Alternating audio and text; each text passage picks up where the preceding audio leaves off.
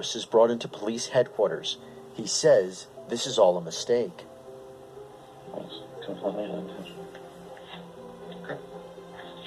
I have no history of child abuse. I have no history of domestic violence. I have no criminal history. Harris explains to investigators how the day unfolded. I left my house with timber, and the plan was I was going to take him to Chick Fila, which I did. After being practice, I usually take him across the street to daycare, which is at my home depot. To make sure he's strapped in all the time. Gave him a kid. I went to work as if he wasn't even in the back. Alright, so basically what he's saying is, on this particular day, he did something outside of his routine. Normally, he goes to Chick Fila through the drive-thru, and his job is only 2 doors down from the Chick Fila. On this particular day, he had to take his son to daycare. Surveillance footage shows him inside Chick Fila with his son getting food. And then after that, he says that the child probably went to sleep, which is kind of unbelievable because his job is only 2 doors away. So how would the child fall asleep as soon as you guys got in the car after eating? I assume they ate inside of Chick-fil-A. But he says his routine normally goes like this. I go to the drive-thru at Chick-fil-A, get me some food, eat it, my job is 2 doors down. On this particular day, I had to take my son to the daycare, which is also in the same area, a couple doors down, right across the street from my job. I forgot that he was in the back seat. Despite the fact that you just was at Chick-fil-A with him 2 miles ago, he said that he forgot that his son was in the back seat. It was hot outside, 92 degrees, at 30 degrees with the child being trapped in the car, and he died. And he said he just forgot that his son was in the car. But what made things weird is the fact that at 12 o'clock, he went to work at, I guess about 9. 12 o'clock, he goes off for lunch with some co-workers. The co-worker drove. So he had to go into the parking lot, get into his co-worker's car to go to get some lunch at 12. When he got back, he checked back into work, clocked back in. Then he had some light bulbs. He had some light bulbs in his hand, and he brought them back to his car.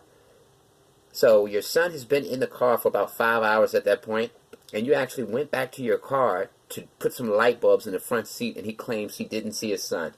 That's what makes this whole thing weird. And also what happened is, when the police went through his phone, provided forensics on his phone, they realized that this guy was actually gay as well.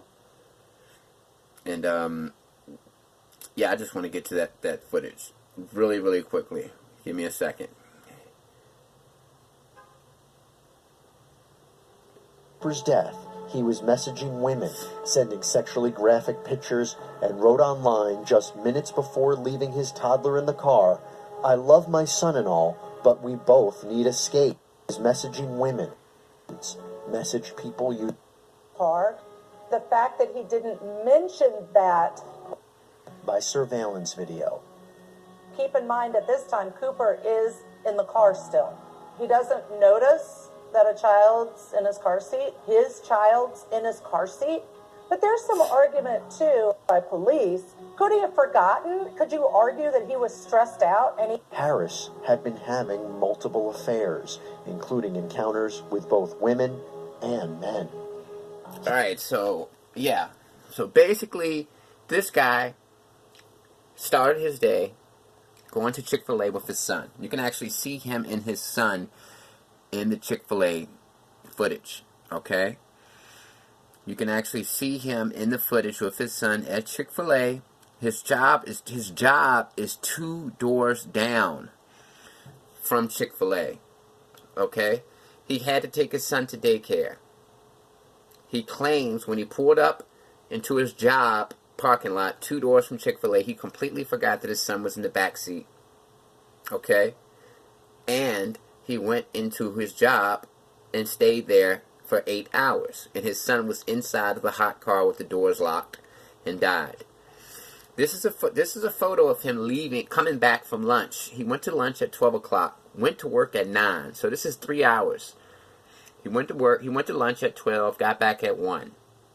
And also, he actually had some light bulbs, I guess, somewhere in his office at work, and he left his job to put the light bulbs, a package of light bulbs, in his front seat, and he claims he just didn't see his son.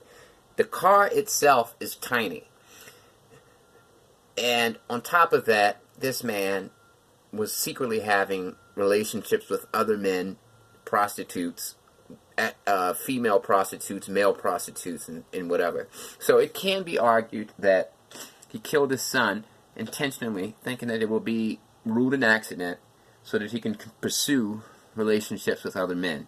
And on top of that, when his wife actually found out what happened, she actually came to the interrogation room, and the police recorded her saying to him, "We can just have more kids, don't worry about it."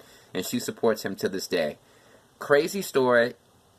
And this is a normal looking guy, but he's evil.